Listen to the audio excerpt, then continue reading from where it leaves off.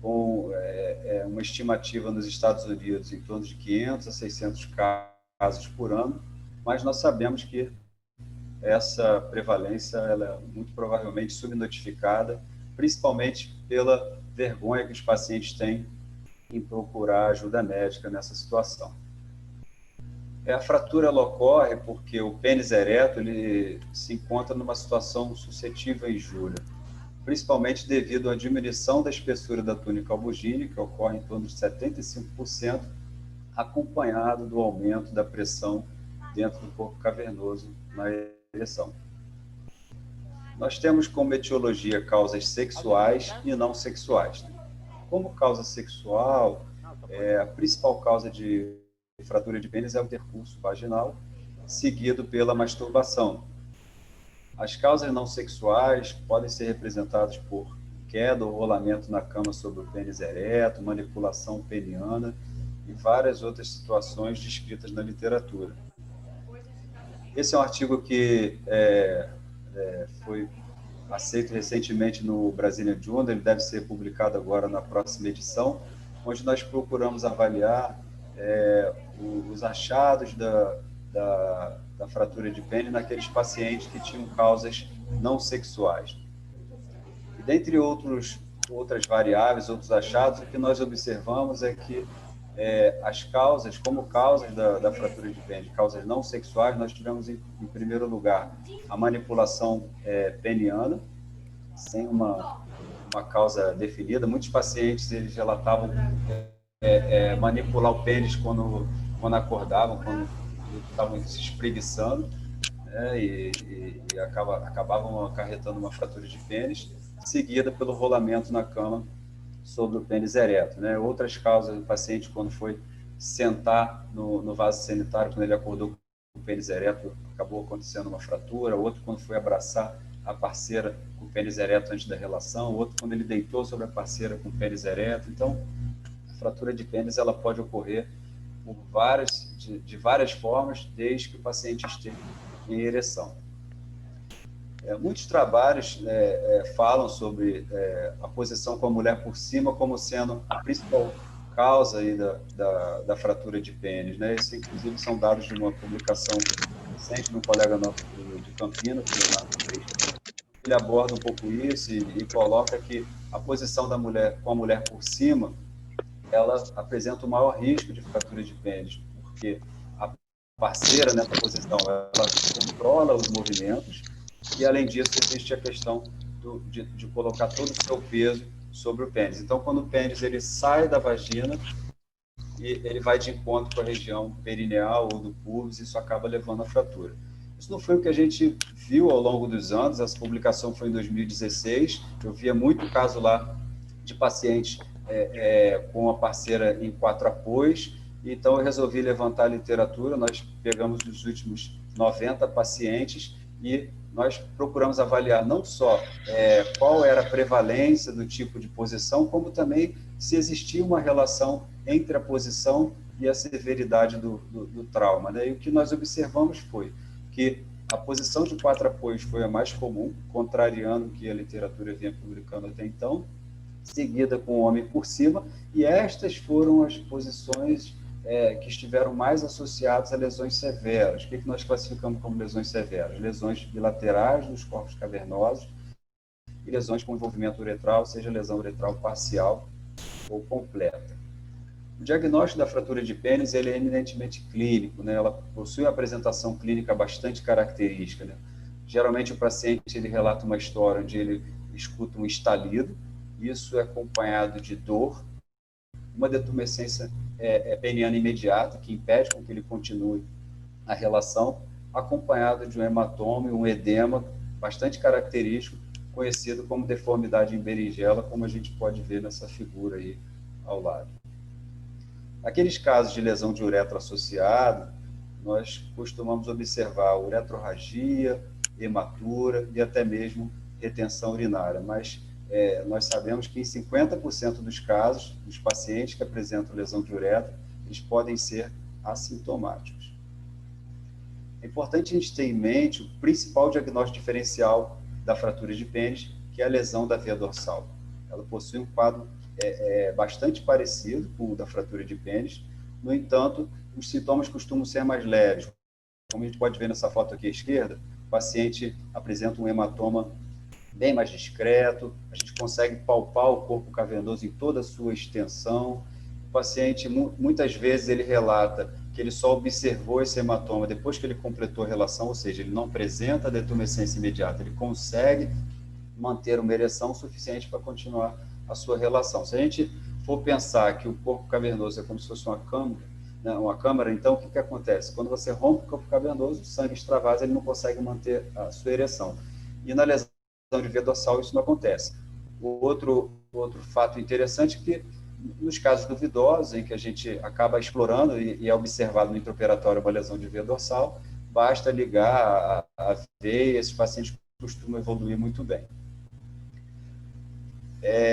No entanto, em 15% dos casos, né, o exame físico e a história clínica eles vão ser imprecisos. Então, de uma maneira geral, 15% dos casos de fraturas de pênis nós vamos ter dúvida. Quando nós temos dúvida, nós acabamos precisando utilizar algum tipo de exame ou então explorar esse paciente. Então, a ultrassonografia é um exame interessante, porque é um exame que a gente possui em qualquer emergência, é um exame barato, é um exame acessível. No entanto, não é qualquer radiologista que vai ter experiência em fratura de pênis. Por ser uma patologia rara, uma patologia própria de um hospital de emergência, lá no nosso hospital mesmo, não era todo plantão que a gente tinha um radiologista que sabia fazer um diagnóstico de fratura de pênis ou que se propunha fazer isso. Então, a gente aproveitava, acompanhava aquele radiologista que tinha uma experiência maior para a gente poder aprender um pouco também. E é um exame que, em mãos experientes, ele chega a uma taxa de detecção em torno de 85%.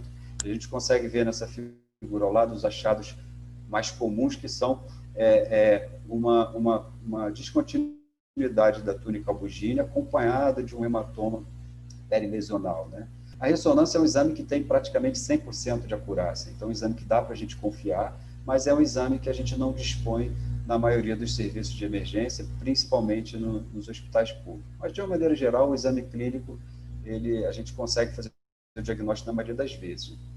Essa foi uma publicação que nós fizemos em 2010 no Urology, onde nós avaliamos bastante esses dados, nós pegamos 150 pacientes e nós concluímos que aqueles pacientes em que possuíam baixa suspeição para fratura de pênis, pacientes com lesões mais discretas, hematomas mais discretos, que você conseguia palpar o corpo cavernoso em toda a sua extensão, pacientes que relatavam que não possuíam uma detumescência imediata, nós complementávamos a avaliação clínica com ultrassonografia e isso aumentava bastante a nossa acurácia e assim a gente passou a abordar os pacientes com baixa suspeição, deixando a cirurgia uma suspeita maior. No que diz respeito à avaliação da uretra, né, muitos autores defendem o uso da uretrocistografia por ser um exame de baixo custo e de alta sensibilidade. No entanto, nós temos aí falsos até em quase um terço dos casos, né? Isso se dá por conta de um hematoma perilesional que pode levar a uma oclusão ali da uretra, evitando com que aconteça o extravasamento, né? Que o extravasamento seja identificado. Outros autores defendem a exploração imediata, né? O que atualmente a gente defende no Souza Guiar. Antigamente a gente fazia a uretrocistografia, mas ultimamente a gente entende que a exploração você consegue ter uma ampla visão da uretra. Na maioria das vezes essas lesões uretrais elas estão no mesmo nível da lesão do corpo cavernoso, sendo facilmente identificada, então a gente não vê muita necessidade de realizar a uretrocistografia. No entanto, não existe consenso, né? Uma publicação de 2016 de Hammer, ele não conseguiu chegar a uma conclusão através da revisão sistemática do que era mais favorável ser realizado nesses casos. Quanto ao tratamento, né, até o princípio da década de 80, a abordagem da fratura de pênis ela era considerada conservadora, com uso de gelo, anti-inflamatório, bandagem. No entanto, foi-se observando que as taxas de complicações em longo prazo eram muito altas, chegando até em torno de 80%, com hematoma infectado, tortuosidade peniana grave e impotência. Apesar disso, nós temos até hoje, né, pessoas realizando tratamento conservador para fratura de pênis. Eu trouxe aqui o exemplo, esse foi um e-mail que eu recebi essa semana de uma revista para poder fazer uma revisão de um artigo em que os autores submeteram um relato de caso, né, um caso raro de um manejo conservador para fratura de pênis, o que é uma coisa, ao meu ver, inadmissível nos dias de hoje, a não ser que o paciente se recuse, né, a ser submetido ao tratamento cirúrgico, que é a abordagem padrão, né? Eu tenho menor tempo de permanência hospitalar, melhor satisfação do paciente e baixa incidência de disfunção erétil e complicações sexuais.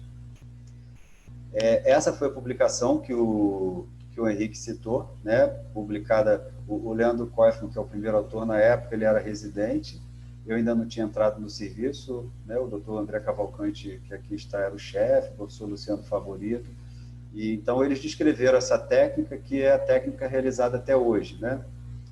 Essa técnica, ela consiste no desenvolvimento peniano, né, e a exploração dos corpos cavernosos com exposição de toda a extensão dos corpos cavernosos e da uretra.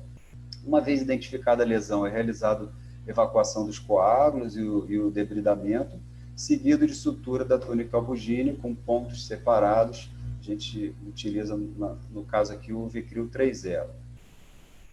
Nos casos de lesão uretral associada, quando a lesão ela é parcial, é realizado, né, o debridamento das bordas e a anastomose primária através de pontos separados. E quando a lesão é completa, a gente realiza, além do debridamento, espatulação e também uma anastomose primária através de pontos separados com Vicryl 5.0. No caso de lesão parcial, a gente mantém a sonda em torno de 7 a 14 dias e lesões completas de 14 a 21 dias. Nós realizamos de rotina também a postectomia em todos os pacientes que não são circuncidados. A gente acredita que isso diminui aquele hematoma local, facilita o curativo e o resultado estético costuma ser bastante satisfatório.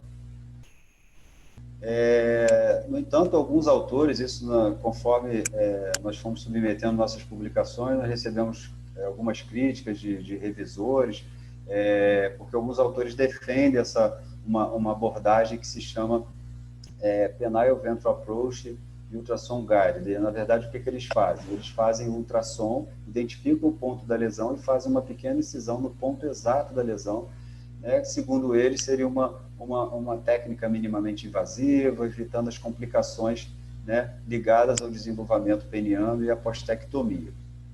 Na verdade, esses autores, os poucos que publicaram essa técnica, têm uma casuística, né, pequena, menor do que a nossa, dos arbustos do Irã, que é uma das maiores casuísticas do mundo, né? Você tem um artigo aqui de 6 casos, onde ele realizou uma incisão ventral na rápida peniana, com a vantagem, segundo ele, de acesso direto ao corpo cavernoso e à uretra anterior, com uma mínima incisão. Esse outro autor, ele pegou 46 casos, 30 casos com incisão longitudinal local, comparou com 16 casos de incisão subcoronal de desenvolvimento, e o que ele observou foi a presença de um edema de prepúcio em 14 casos de desenvolvimento peniano, que, para mim, eu acredito que o edema de prepúcio não seja uma complicação que justifique você fazer uma incisão pequena, local, ao invés de fazer uma incisão que vai te dar toda uma exposição dos corpos cavernosos, da uretra, você não vai deixar passar nenhuma lesão despercebida. O que a gente viu na nossa casuística de 288 casos foram apenas 2 complicações que foi representada pela necrose da ferida ali, ou seja, menos de 1% dos casos. Um tópico interessante é por quanto tempo a gente deixa esse paciente em abstinência, né? Não existe um período padronizado. O que a gente sabe é que o tempo em que ocorre a deposição do colágeno e que a cicatrização é completada em torno de 6 semanas. E a maioria dos autores pede preconiza aí 8 semanas, né, que representaria 60 dias, que é o que a gente orienta os nossos pacientes. No entanto, se a gente for ver os nossos resultados, nós pegamos um grupo de pacientes e observamos que a minoria deles, né, 22%,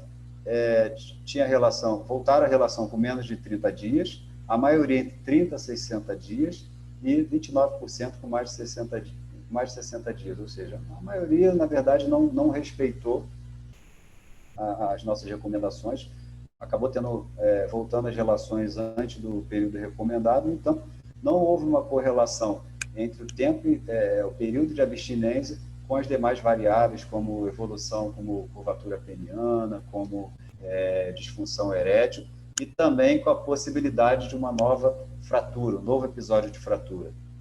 Esse foi um artigo onde nós levantamos essa casuística, em que nós observamos que de 281 casos de fratura de pênis, de 1982 a 2017, nós tivemos 3 pacientes com recidiva, né, em torno de 1% dos casos. E, interessantemente, se a gente for ver aqui, o paciente que apresentou essa recidiva com menos de 60 dias, ele não só apresentou lesão no corpo cavernoso, onde ocorreu o primeiro episódio, como ele apresentou também uma lesão no corpo cavernoso contralateral. Então, geralmente, quando ocorre uma refratura, ela ocorre no mesmo ponto da fratura anterior. E a gente vê nesse quadro aqui, nessa tabela, o primeiro paciente ele teve a recorrência com 52 meses, ou seja, mais do que 4 anos, foi no mesmo ponto. O terceiro paciente com 17 meses, também aconteceu no mesmo ponto. E aquele paciente que não respeitou o período de abstinência, ele teve a fratura no mesmo ponto e no ponto contralateral. Então, é uma coisa até meio conflitante. Importante a gente entender, explicar para os nossos pacientes que eles devem respeitar esse período de abstinência, que a possibilidade de um novo episódio de fratura, isso pode acontecer independente do tempo e do período de abstinência. Qual é o tempo ideal para o reparo? Isso é uma pergunta também que muitas pessoas fazem, né? O ideal é o mais rápido possível.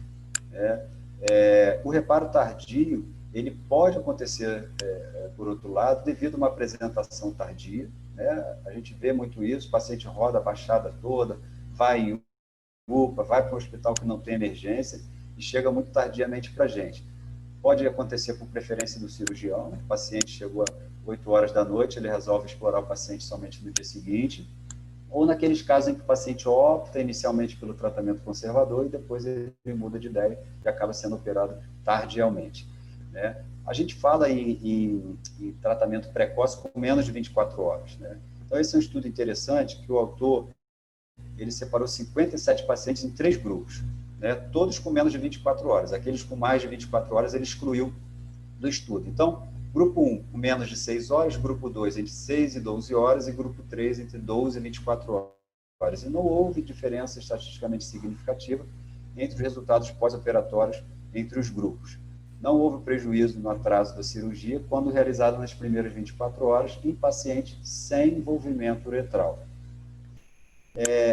Outro artigo, tentando extrapolar um pouco essa questão do reparo tardio, precoce tardio, ele dividiu 180 pacientes num grupo com menos de 24 horas e outro grupo com mais de 24 horas. E os resultados também foram semelhantes, né?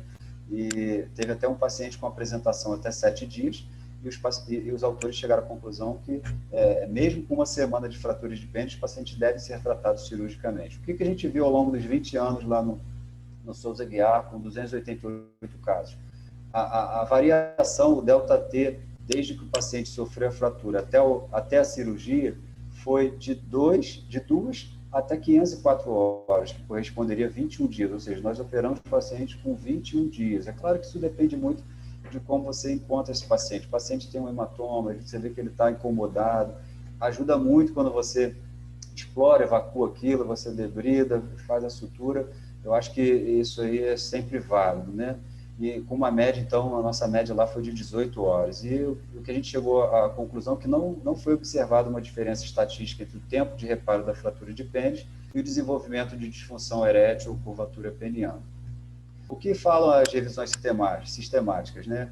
No Amerim 2016, colocou que houve uma menor incidência de curvatura peniana na abordagem precoce. Porém, foram curvaturas leves e que não tinham uma importância clínica para esses pacientes. No ano seguinte, esse outro autor não identificou diferença estatística entre o momento do reparo da fratura de pênis e as taxas de disfunção erétil, assim como na formação de fibrose cicatricial. As taxas de curvatura foram clinicamente insignificantes e não afetaram o desempenho sexual. Uma breve demora na abordagem cirúrgica, segundo os autores, ela pode ser aceitável em pacientes selecionados. Então, é uma urgência, mas que a gente não é obrigado a operar o paciente imediatamente. A gente sabe que esses pacientes eles têm que ser tratados cirurgicamente. E o que falar sobre o impacto sexual da fratura de pênis? Isso é uma coisa que me intrigava, eu falava isso muito com o André, a gente operava os pacientes iam embora, não voltavam nunca mais, até por uma questão de vergonha. E uma vez a gente publicou um dos nossos primeiros artigos e os revisores perguntaram, e como esses pacientes ficaram? Né? Quer dizer que se eles não retornam mais, os pacientes ficam bem, né? No news, good news. E aí a gente resolveu fazer esse estudo, eu passei a acompanhar prospectivamente esses pacientes no ambulatório, então eu consegui levantar 58 pacientes. Eu falo consegui porque esses pacientes são pacientes difíceis de acompanhar, eles se perdem, são pacientes que muitas vezes estão em relacionamentos extraconjugais, quando acontece a fratura. E nós publicamos nossos dados no Neurology no ano passado, e o que a gente observou foi que o principal achado foi o nódulo peniano, na maioria dos pacientes, 75% dos casos, seguido de dor peniana. A disfunção erétil, curvatura peniana e ejaculação precoce foi observada em aproximadamente 10% dos casos, ressaltando aqui que a curvatura peniana, em todos os casos, a gente avaliou com TEF isso, foram menores do que 30 graus, não levando impacto à função sexual do paciente, então o tratamento foi conservador.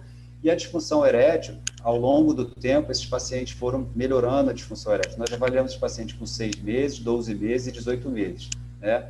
Com 6 meses, 8 tinham disfunção erétil, com 12 meses, depois de 6 meses, nós oferecemos o inibidor da fosfodiesterase 5. Com 12 meses, apenas 4 pacientes ainda estavam usando a medicação. Com 18 meses, nós tínhamos um paciente usando a medicação, e aí nós suspendemos a medicação, ele persistiu com disfunção erétil, nós fizemos um Doppler peniano e o Doppler foi normal, o que nos fez pensar em disfunção erétil psicogênica, até porque esse paciente ele tinha uma ansiedade de desempenho, um medo de um novo episódio de fratura. E a gente vê várias complicações que podem acontecer, como até o impacto na libido, diminuição do pênis, insatisfação estética, ejaculação retardada. E nós procuramos extrapolar um pouco essas queixas sexuais e ver como é que ficava o psicológico desses pacientes. 77% dos pacientes tinham medo de recorrência da fratura. Né? Isso fazia com que eles mudassem o seu hábito sexual, evitando relações, um intercurso mais vigoroso. 36% deles evitaram, não utilizavam mais a posição que ocasionou o trauma, né? E muitos acabaram tendo um impacto negativo na vida sexual e desenvolvendo ansiedade de desempenho. Nós tivemos uma população pequena de pacientes homossexuais, e nós resolvemos avaliar um pouco mais a fundo como é que era a fratura de pênis nesses pacientes, uma vez que a gente não tinha nada na literatura, e nós observamos que, em todos os casos, a fratura aconteceu por intercurso sexual anal, todos estavam na posição de 4 apoios, e todos os pacientes apresentaram algum tipo de complicação sexual, desde de dor peniana, fibrose, ejaculação precoce, ejaculação retardada, diminuição do desejo. A gente vê aqui também que esses pacientes eles são pacientes que acabam desenvolvendo uma questão psicológica, até por uma questão de estigma que a gente tem com a sociedade, um paciente que passaram até a relatar sua orientação sexual no segundo ou na terceira consulta. Né? Com relação ao trauma de uretra, né? Nós avaliamos também quais foram os nossos resultados com relação à reconstrução uretral e publicamos isso em 2018 no Royal College. De 175 pacientes selecionados,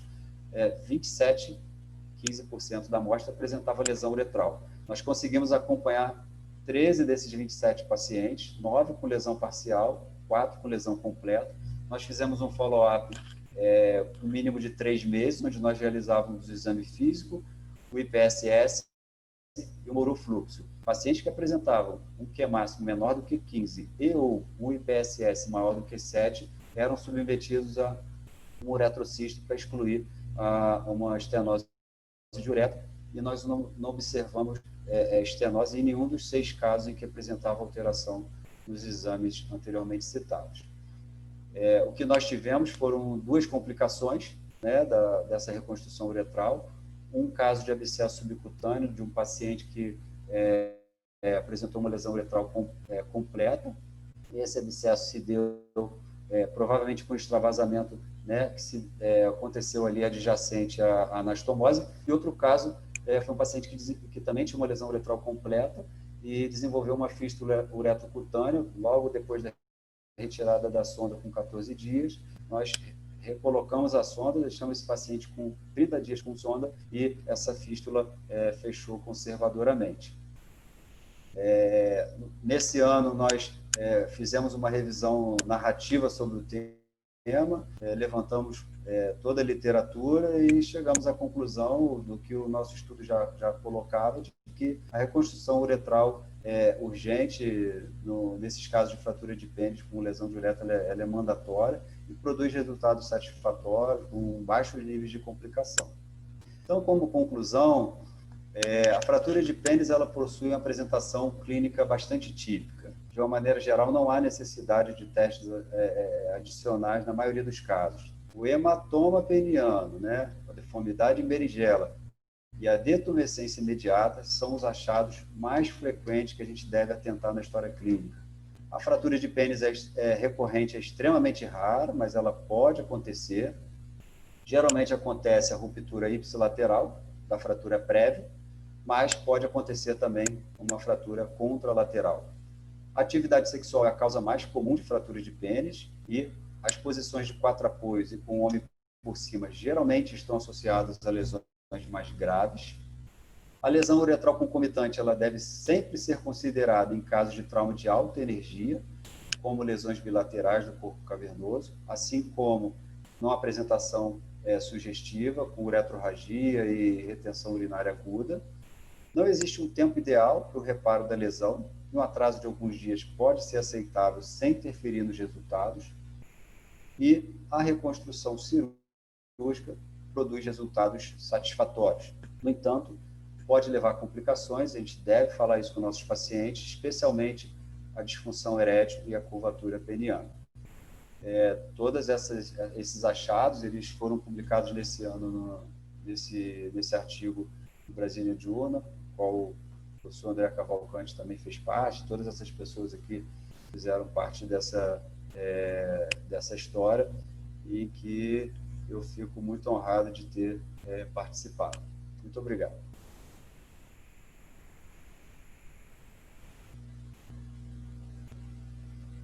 Bom, realmente a experiência que o Rodrigo mostra é uma experiência marcante, né? Eu acho que poucos assuntos, poucos lugares no Brasil podem fazer uma apresentação sobre um tema utilizando basicamente publicações próprias. Isso aí foi desenvolvido durante os anos lá no Hospital Souza Guiar, em relação aos traumatismos genitais e principalmente a questão da fratura peniana.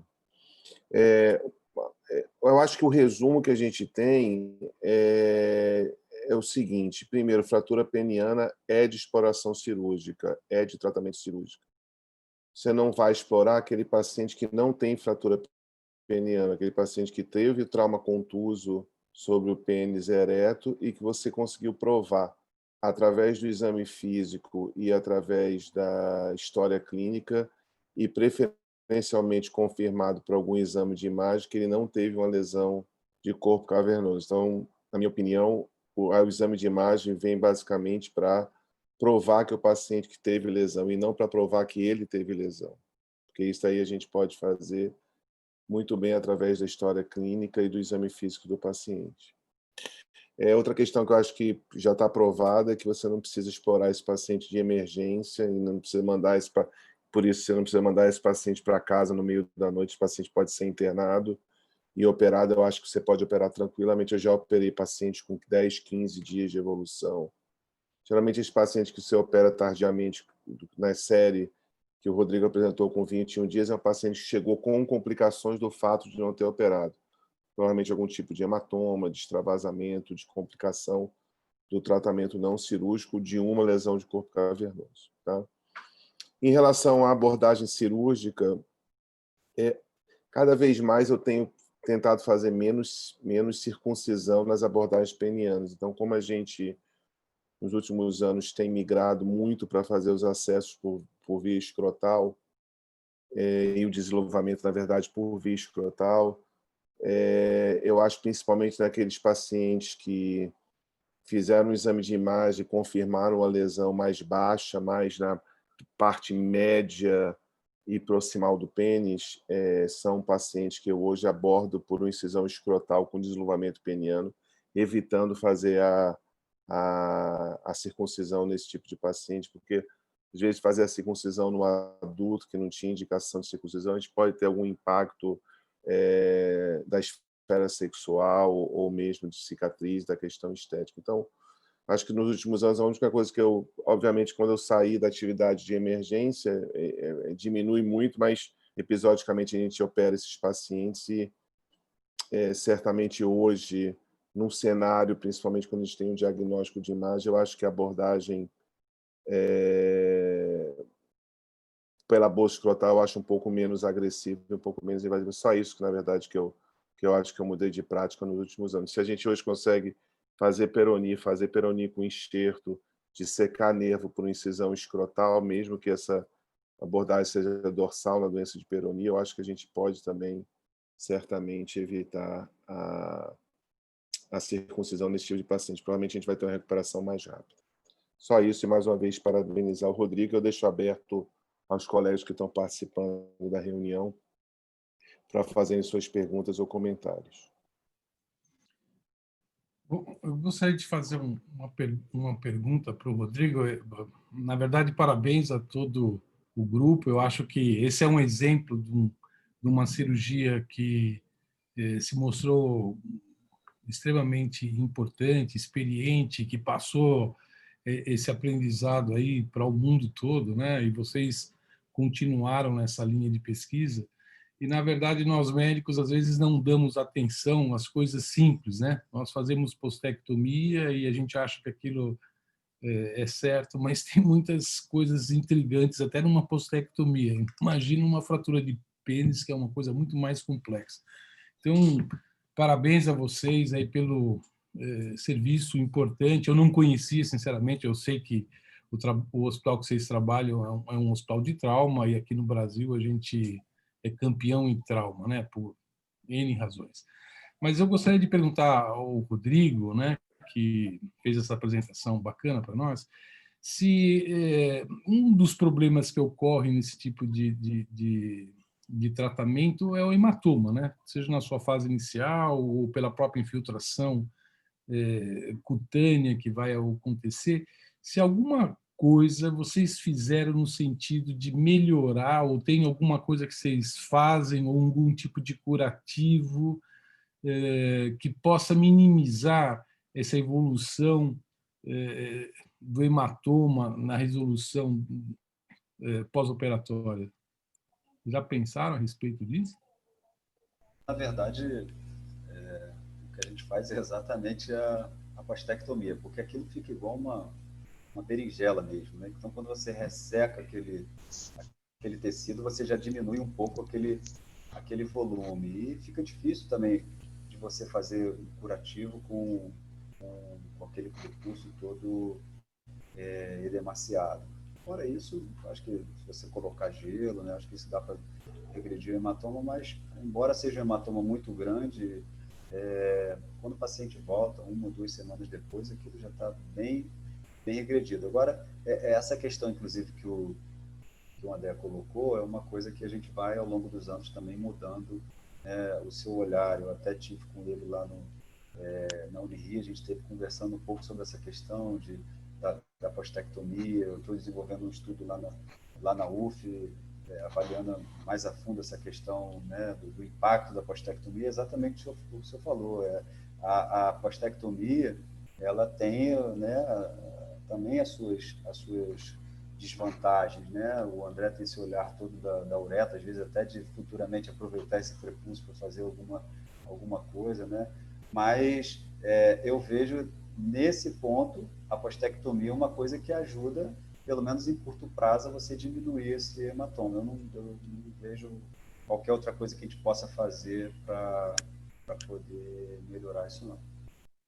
Eu fiz essa pergunta porque eu tenho um amigo meu, na verdade, eu não sei nem do tanto de conhecimento que ele tem, mas é uma pessoa muito acima da média. Provavelmente, eu acho que ele deve ser uma das pessoas que mais conheça sobre feridas, e ele faz uma série de tratamentos associados para favorecer a cicatrização, né? Tipo laser, tipo fazer câmara hiperbárica, e os resultados são absurdamente diferentes. Então, eu fiquei pensando nele quando eu fiz essa pergunta para você. Por exemplo, eu não sei se vocês conhecem a respeito do iridoide.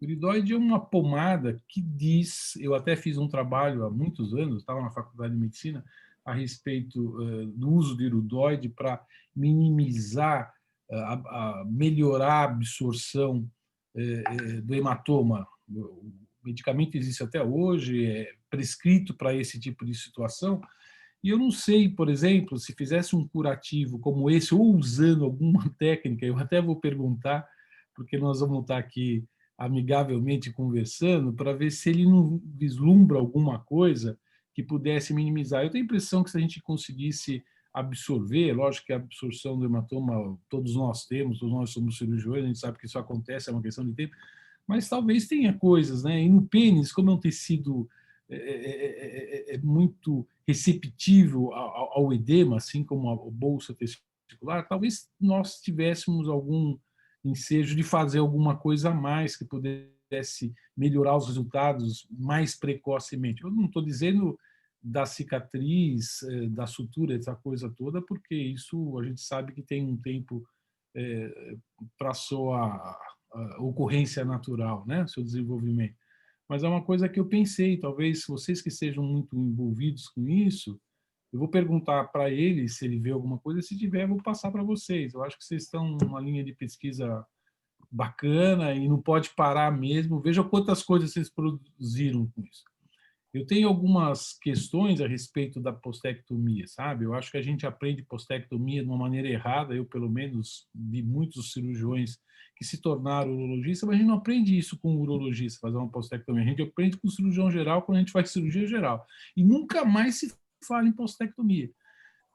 A cultura americana, por exemplo, eles fazem postectomia em mais de 80% dos americanos no primeiro, segundo mês de vida.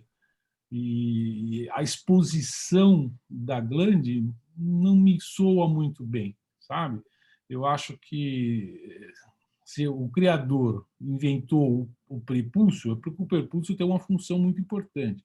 Inclusive, existem bactérias no prepúcio, no corpo abaixo da coroa, que bactérias que só existem nessa situação do nosso organismo. Então, você vai lá e remove todo o prepúcio, eu acho que não é uma coisa salutar. Eu tenho vários pacientes que fizeram isso há 15, 20, 30 anos e eles modificam completamente a estrutura da glande. De mucosa vira pele, inclusive acompanhando a cor da pele da pessoa. E eu acredito piamente que há uma diminuição de sensibilidade. A glande, ela nasceu para estar úmida, uma mucosa, e não virar uma pele. Você entendeu? Então, eu sou muito reticente à remoção completa da pele. E te falo mais ainda. Nós, habitualmente, eu não sei se é a experiência de vocês, mas eu já deixei de fazer isso há muito tempo, a não ser que eu tenha uma necessidade primordial. Todos vocês já viram casos que a pessoa tem dor ao coito porque tem o freio, né? Pô, não consigo ter dor. Esses casos eu acho que a plástica se impõe, a gente remover o freio, mas o freio existe porque ele tem uma função. Qual que é a função do freio? Vocês já pensaram a respeito disso? Alguém sabe explicar fisiologicamente qual é a função do freio? Eu demorei anos para entender isso aí. Alguém sabe? Todos nós temos pênis, todos nós copulamos e todos nós não pensamos no coitadinho do freio. É uma coisa a parar. Eu fiquei uns 4 anos procurando essa resposta. Falei, pô, mas não é possível, tem que cortar o freio. Mas por que tem que cortar o freio? A questão é simples. Vamos imaginar as mulheres. A mulher, ela não tem o colo uterino numa sequência da vagina. A mulher, ela tem o colo uterino posicionado, sei lá, 45 graus. E se você olhar a porção anterior da vagina com o colo uterino, ela não tem espaço aí. O espaço é posterior, você tem uma valécula posterior. Essa é a razão que acontece na mulher. Agora, vamos a nós. Quando nós temos relação sexual, nós estamos com o pênis ereto, há uma curvatura da cabeça do pênis. Essa curvatura ocorre mais ou menos uns 30 graus. Por quê? Para que a parte maior da glande, mais macia, ela vá ter contato com o colo uterino. E a ejaculação não ocorre assim, para dentro do colo uterino, no meatinho, não. Vai para a valécula posterior. Posteriormente, os espermatozoides vão ter ascensão para o cérvix uterino. Então, essa é a função do freio. Então, nós não temos... A partir daí, eu entendi isso aí, falei, putz, não tenho que cortar freio de ninguém, só se houver uma necessidade absoluta. Então, hoje eu faço postectomia não removendo todo o prepúcio. A minha cirurgia que eu acho ideal é ter uma cobertura, pelo menos no terço mediano da glande. É lógico que a gente não deve expor exageradamente, porque se você corta muito aquilo, na hora que você vê, não tem a cobertura. Então, tem que tomar muito cuidado para você fazer até a postectomia. Então, eu estou contando essa história, que é uma experiência pessoal minha, não publiquei nada disso, mas estou aqui comentando com vocês, porque somos urologistas e parceiros, para ver como uma coisa tão simples que a gente faz e não valoriza absolutamente nada, tem uma razão muito importante. Então, eu acho que quando vocês fizerem postectomia agora, vocês vão pensar e lembrar de mim. Falaram, pô, aquele maluco falou aquilo. Eu acho que tem muito... É muito real isso. Então, a sutura, o tipo de sutura, etc., tudo isso tem uma valorização. Porque se a gente dá ponto com catigu grosseiro, aquilo fica horrível, né? Então, as mulheres que gostam muito do pênis, se vê um pênis feio, elas ficam chateadas. Ou se não, se remove muita pele e encurta, dificulta a tumescência peniana. Né? Ô, Francisco, eu vou te falar por experiência própria. Eu nunca tive prepúcio. O meu foi retirado com 7 dias de vida. Acho que do Davi também. E nunca me fez falta. Eu confesso que nunca me fez falta.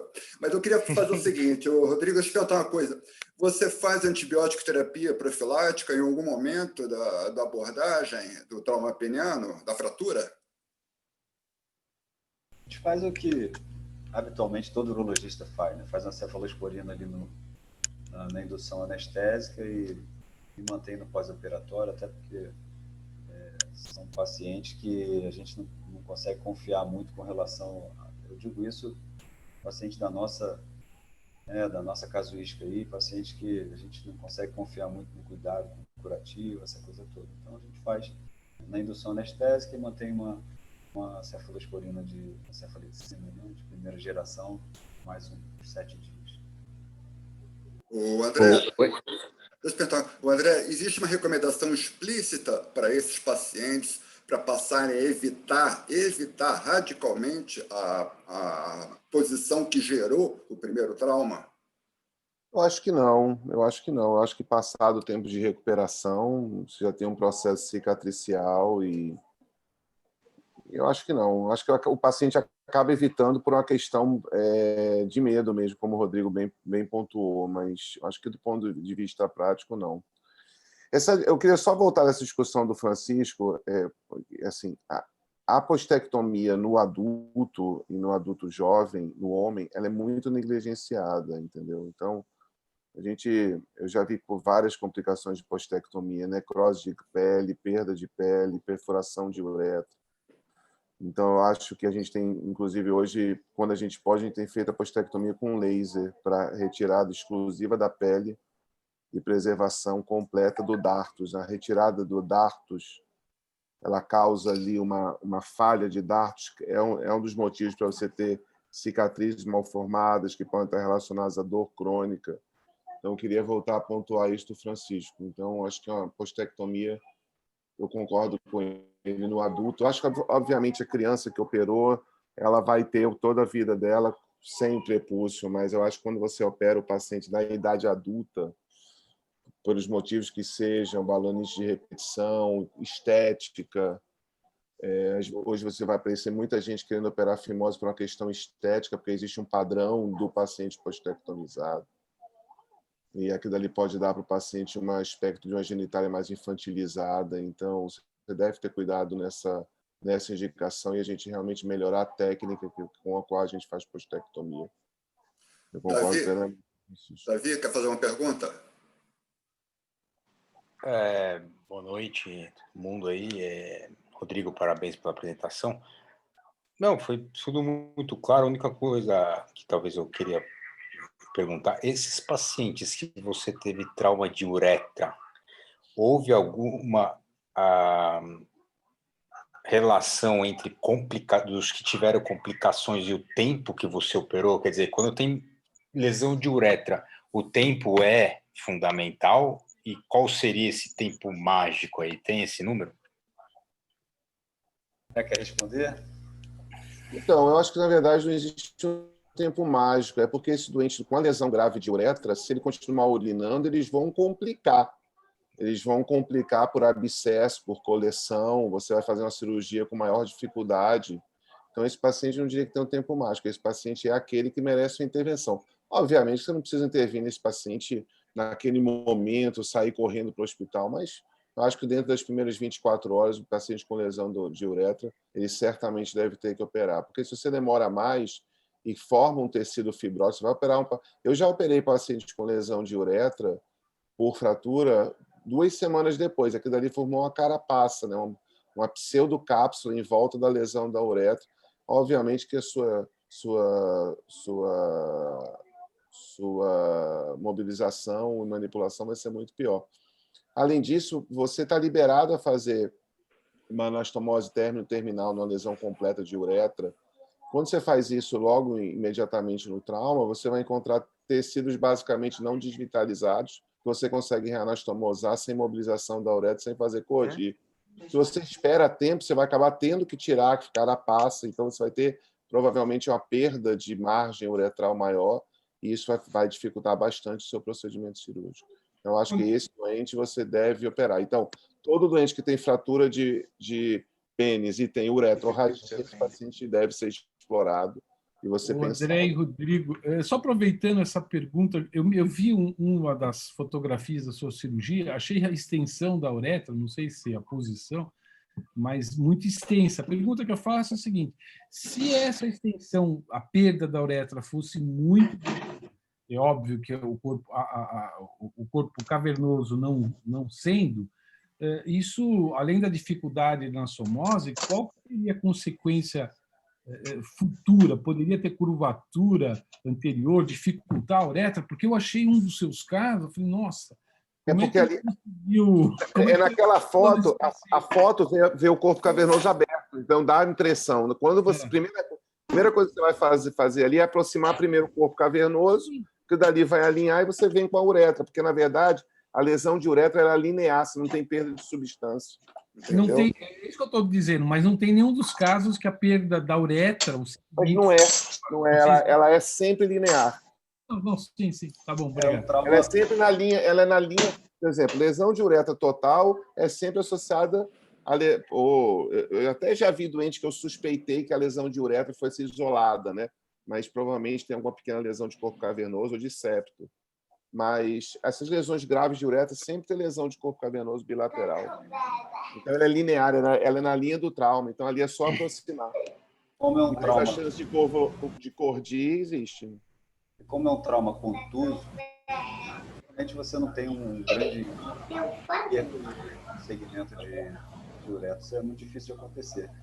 E até eu não sou nenhum expert em uretra, em cirurgia reconstrutora, embora tenha aprendido alguma coisa com o André, mas nunca tive dificuldade de fazer uma reconstrução uretral. É uma cirurgia, tecnicamente, acho que bem tranquila, desde que você saiba ali os princípios de uma uretroplastia. Só o último detalhe em relação a isso, até porque hoje eu operei uma uretoplastia de um paciente na junção pênio bem alta e eu acabei para um paciente mais idoso, eu fiz uma anastomose, geralmente a gente não faz, mas sempre não mobilize a uretra distal. Sempre mobilize a uretra proximal, porque essa mobilização da uretra distal é que vai dar o cordir. Entendeu? Então, se você precisar mobilizar um pouco, mobilize para baixo. Ali, consegue liberar, tá? E aí subir a uretra e não descer.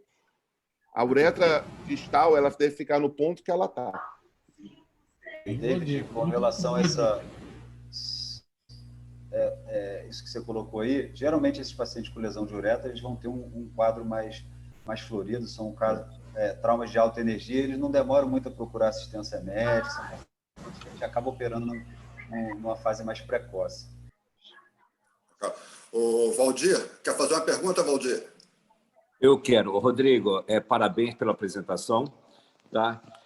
Eu tive um caso, eu gostaria o ponto de vista de vocês. Eu tive um caso que veio no meu consultório com 25 dias de fratura, de evolução, uma fratura de mais ou menos meio centímetro.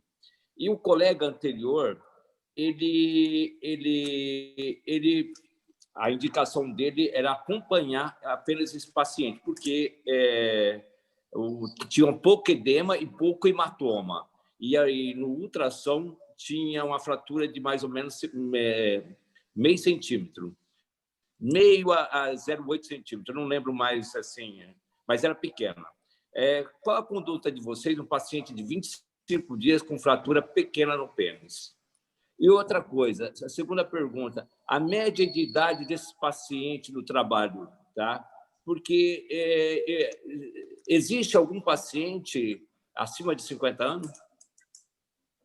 Sim, a nossa média, eu não vou te falar completa, né? Mas até onde eu avaliei, ela ia de 18 anos até 66 anos. Né? Então, eu acho que para ter fratura de pênis, basta o cara ter uma boa ereção, então, independente da idade. Né? Com relação a essa pergunta, essa situação, eu acho que realmente é uma situação controversa, que gera dúvida. Né? Até o Paulo, que está aqui, que é o nosso colega de Natal, um dia ele me ligou, um paciente nessa situação, fazendo exatamente essa pergunta. E eu fiquei pensando que resposta dar para ele. Acho que é interessante você avaliar o caso, ver o quanto o paciente está incomodado, palpar, examinar, ver se já tem fibrose ou não. Nós operamos o paciente até 21 dias, tá? E eu posso te dar o feedback da experiência dele. Ele operou um paciente mais ou menos com esse período e ele falou que foi a melhor coisa que ele fez, porque ressecou o hematoma, tirou aquela área toda, o paciente evoluiu muito melhor. Isso eu já te falo a curto prazo, né? Em longo prazo, se você não opera esse paciente, ele vai evoluir com uma fibrose maior, a chance de evoluir com uma curvatura peniana maior é grande. Então, se não tiver uma fibrose muito bem estabelecida, eu sou tendencioso a operar. Eu acho que nesse caso entra muito bem repetir ou fazer a ressonância. Né? A ressonância pode te dar algum dado, porque assim, o doente provavelmente que o Rodrigo operou com 21 dias, que a gente opera na emergência, é aquele paciente que está voltando para a gente com hematoma não absorvido, hematoma encapsulado, com algum tipo da complicação da não operação de um corpo cavernoso lesado. A gente tem que ver esse doente de 25 dias, como é que ele está. Se ele chega no meu consultório com hematoma ainda palpável e com desconforto local, criando ali uma carapaça, eu faço uma ressonância, mostro que a lesão ainda está pérvia, mostro que você tem hematoma local, eu operaria. Talvez, se é um paciente que chega com um problema totalmente resolvido, aí eu faço uma ressonância, vejo que eu não tenho reabsorção total do hematoma, até porque provavelmente eu não vou encontrar o que tratar e o que drenar, e aí talvez eu não mexesse nesse paciente. Mas eu acho que é um paciente borderline. Depende de como ele chega no consultório para você, com 25 dias de evolução. Obrigado. Fernando, sua vez, quer fazer pergunta? Bom, acho que o Rodrigo e o André estão quase que zerando o assunto, né? Fratura peniana, sobra pouca coisa, então vou perguntar uma questão mais de curiosidade. Tem aquela prática, né, de alguns países persas, curdos, né, que é o chamado Takandan, que realmente eu só lendo, né, para ter contato com ela. Mas o que eles descrevem é que o paciente ele dobra o pênis, né, e não com intenção de fazer fratura, mas de ter um estalido, uma detumescência rápida, e aquilo ali está associado a uma sensação agradável. E, consequentemente, vez ou outra, isso gera fratura. Esse tipo de situação, vocês imaginam que vocês já leram, né? Então, acho que talvez tenha um pouquinho mais a acrescentar sobre isso, porque onde eu li, falam que é uma prática que parece que está até se espalhando, né, por vários países mundo afora. A gente tem, na verdade, uma coisa cultural, que os países ocidentais você tem o intercurso sexual como a principal causa, né? Então, não é à toa que Estados Unidos, Brasil, países da Europa, você tem uma incidência maior, inclusive, de lesões uretrais, né, que chega em torno aí de 20% a 30%. Nesses países orientais, você tem um predomínio de causas não sexuais, né? Entre elas a manipulação peniana, e por ser traumas de menor energia, você tem uma prevalência de lesão uretral em torno de 3%. A prática do Tagadã ela é muito descrita nos artigos do Zargush, que é um iraniano, que ele publicou uma casuística de até 352 pacientes. Ele descreve exatamente isso que você colocou. Os motivos, né, para esses pacientes realizarem essa manipulação, na verdade, eles seguram a base do pênis e manipulam, né, a extremidade distal do pênis, e tem muitos motivos para isso, dentre eles para levar uma sensação prazerosa, muitos porque eles, por questões religiosas, se sentem culpados e estão no estado de ereção, muitos porque eles não têm um conhecimento sobre a anatomia do pênis, acham que o pênis é uma cartilagem e eles vão instalar como o dedo. A gente explorou bastante isso nesse trabalho que vai ser publicado agora, e no nosso caso, na etiologia não sexual, a principal causa foi a manipulação peniana, mas porque nos nossos pacientes eles tinham o hábito de acordar com aquela ereção matinal, eles davam aquela esticada no pênis assim para baixo, dando uma espreguiçada, e às vezes o cara errava na mão, fazia uma força maior e fraturava. É óbvio que isso é outra coisa interessante em fratura de pênis. Quanto à etiologia, tudo que a gente tem é o que o paciente nos conta. Então, é uma coisa que isso é até uma limitação de qualquer publicação com relação à fratura de pênis. Se o cara falar, ele fraturou, como um falou que caiu uma garrafa de Coca-Cola de 2 litros quando ele estava tomando, caiu no pênis. Então, assim, a gente não tem como, a gente acaba tendo que acreditar e que descrever esses achados. Em geral, são lesões de menor energia, né, Rodrigo? Exatamente. Então, tanto que a gente tem essa questão da lesão de uretra aí, né, que é menos predominante nesses casos, né? Eu acho assim, só para finalizar, acho que a gente tem que entender a fratura do pênis como não observar a entidade, na verdade, não é a fratura do pênis, a entidade é trauma contuso sobre o pênis ereto, é essa a entidade, tá? Que ela vai, dependendo da energia do trauma, ela pode vir desde uma lesão, um hematoma superficial, há uma lesão de veia, há uma lesão de corpo cavernoso unilateral, lesão bilateral e lesão de corpo cavernoso com uretra parcialmente e lesão de corpo cavernoso bilateral com lesão completa de uretra. Então, na verdade, é essa visão da emergência que você tem que ter. Não é só focar na fratura ou não fratura. Na verdade, entender que aquele pênis sofreu um trauma e que a gente tem algumas fisiopatologias, tem a fisiopatologia disso, e uma variabilidade de situações que devem ser entendidas. Hélio, você quer fazer uma pergunta, Hélio? Liga o som, liga o som. Meus parabéns pela exposição. Queria fazer uma pergunta e uma sugestão. A pergunta é o seguinte: quando a gente vai fazer a sutura do corpo cavernoso, eu pergunto, o nó fica para dentro do corpo cavernoso ou o nó fica externo? Porque os pacientes têm aquela mania, ainda mais que nós vamos utilizar o Vicryl, que vai demorar um certo tempo para ser reabsorvido, mania de ficar pegando nos nós, né, e dizendo que aquilo está incomodando, aquilo é um problema. Vocês dão o nó externo ou o nó interno para dentro do corpo cavernoso? Ponto normal, com o nó para fora mesmo, a gente não evita fio inabsorvível, né? O Vicryl, a gente não tem nenhum tipo de queixa nesse sentido, não. Eu também uso o Vicryl com nó normal nesse tipo de paciente. Só uso os nós invertidos quando eu faço as aplicaturas em outras situações que a gente usa algum fio inabsorvível. Realmente o doente vai se... Na verdade, o doente vai não queixar não só do fio, ele vai queixar por algum tempo do nódulo, né, Rodrigo? Então, essa sensação de nódulo, de um processo cicatricial, ele pode sentir por algum tempo, mas vai queixar mesmo com o tempo depois da absorção do fio. Mas eu acho que se você tiver também querer tirar essa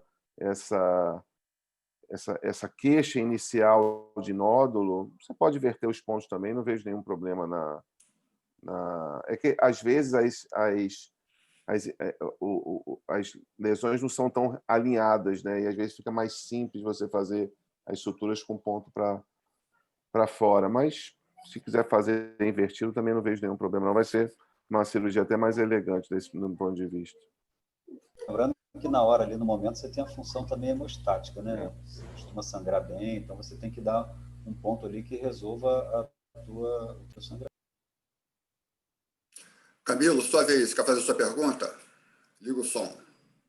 Não, já acho que o assunto já foi esgotado. Eu só dar parabéns para o Rodrigo aí, para a equipe. Trabalho simplesmente sensacional, fantástico. Parabéns, Rodrigo. Parabéns, doutor André. Aí. Excelente. Se alguém mais quiser fazer pergunta, liga a câmera. Alguém mais quer fazer pergunta? Antônio está ligando. Antônio, vamos lá, sua vez. Boa noite. Realmente aí a apresentação excelente do Rodrigo, do André. Eu queria perguntar ao Rodrigo se, diante de essa maior exposição que a gente tem à pornografia, com essa questão mais de um sexo acrobático e tal, se ele tem observado se isso pode ter alguma relação com o aumento da incidência de fratura peniana, se ele tem observado alguma relação, ou se isso pode vir a trazer alguma influência nisso aí. Prazer te encontrar. Antônio também fez parte dessa história, colega nosso, foi meu contemporâneo de residência, residente do André. Antônio, olha só, eu li alguma coisa nesse sentido, né? Especulando essa relação. Isso eu li quando eu fui escrever aquele trabalho das posições sexuais, né? Mas a gente não tem como afirmar isso. Até porque uma crítica que eu recebi dos revisores, primeiramente, é que eu explicasse por que a gente teve uma prevalência maior de trauma na posição de 4 apoios, né? Contrariando a maioria das publicações com a parceira por cima. E o que a gente escreveu, que isso é uma coisa que é praticamente impossível de você explicar o porquê o paciente teve aquela preferência da posição e isso acarretou o trauma. Então, eu tentei ver se existia alguma relação dos nossos pacientes ter um hábito maior de assistir pornografia, que isso estimulasse alguma coisa. E, inclusive, eles também perguntaram se a gente saberia explicar por que essas posições estavam ligadas a traumas de maior energia. Então, a gente especulou, e a gente escreve isso no artigo, que talvez o paciente nessa posição de ele estar 4 apoios, com a parceira e 4 apoios, e o homem por cima, por ele estar numa posição dominante, ele passa a controlar o ritmo e talvez por uma empolgação ele está levar um intercurso mais vigoroso e talvez um trauma de maior energia cinética.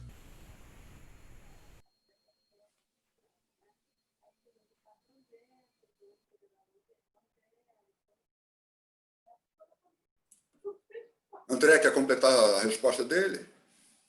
Eu acho que é isso mesmo. E também podem ser posições que você talvez necessite de uma qualidade de ereção melhor, entendeu? Então, você acaba tendo uma ereção maior, né, nesse tipo de prática, entendeu? Então, mas eu acho que é por aí, a intensidade do trauma, a intensidade com que você vai ter o choque do pênis sobre o períneo da parceira, entendeu? Eu acho que vai por aí. Eu acho que a chance de risco vai ser maior se você ter um contato, uma saída, uma escapada do pênis e o trauma sobre a região perineal da parceira. Eu acho que é isso que é a explicação da maioria das fraturas, né, Rodrigo? Então, eu acho que são posições que provavelmente favorecem mais esse tipo de trauma. Eu acho que é por aí. Se o pênis estiver completamente rígido, ele tem uma resistência maior. Se tiver uma rigidez, nota 9, 8, 90%, ele tem uma tendência a flexionar. Então, a necessidade a energia pode ser menor para causar o trauma. Então, a energia tem que ser maior quando o pênis está completamente rígido. E a fratura pode ocorrer numa energia menor se o pênis estiver parcialmente rígido. Isso. Isso. Certeza. Deve ser por isso que eu nunca tive fratura, provavelmente.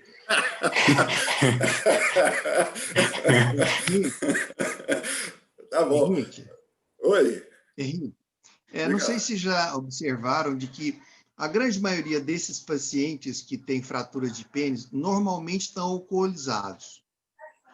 E na alcoolização, ele perde a sensibilidade proprioceptiva da posição em que o pênis está. Então, muitas vezes, ele choca com a pubis da parceira e ocorre a fratura. Um pouco desorientado. Isso.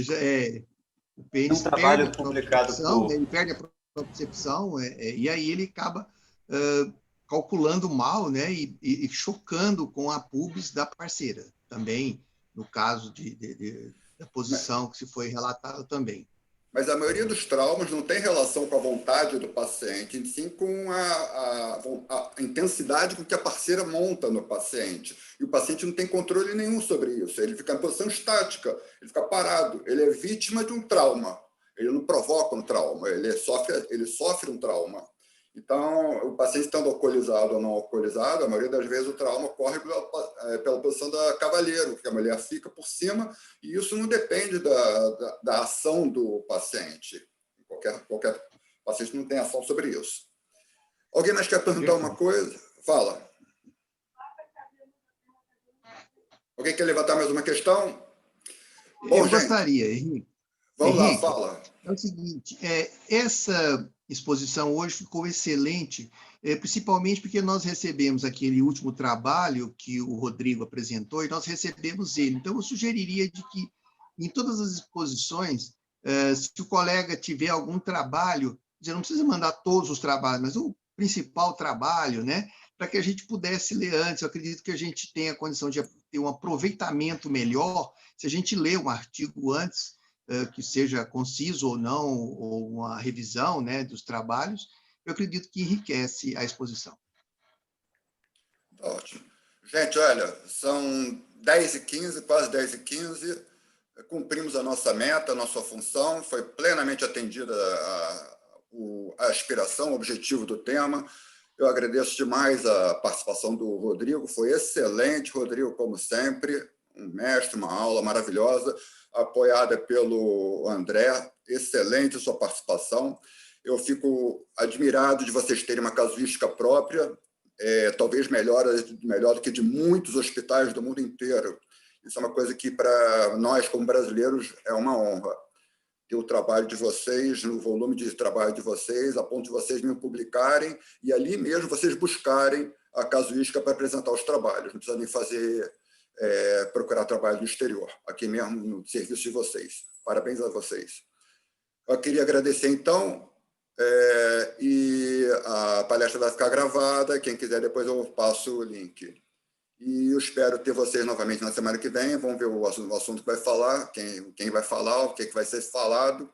E se vocês puderem participar e convidar outros colegas para participar também, vai ser muito bom. Isso aqui só tende a crescer. André, muitíssimo obrigado. Um agradecimento especial a você pela sua disposição. Um abraço a todos. Boa noite. Até logo. Boa noite.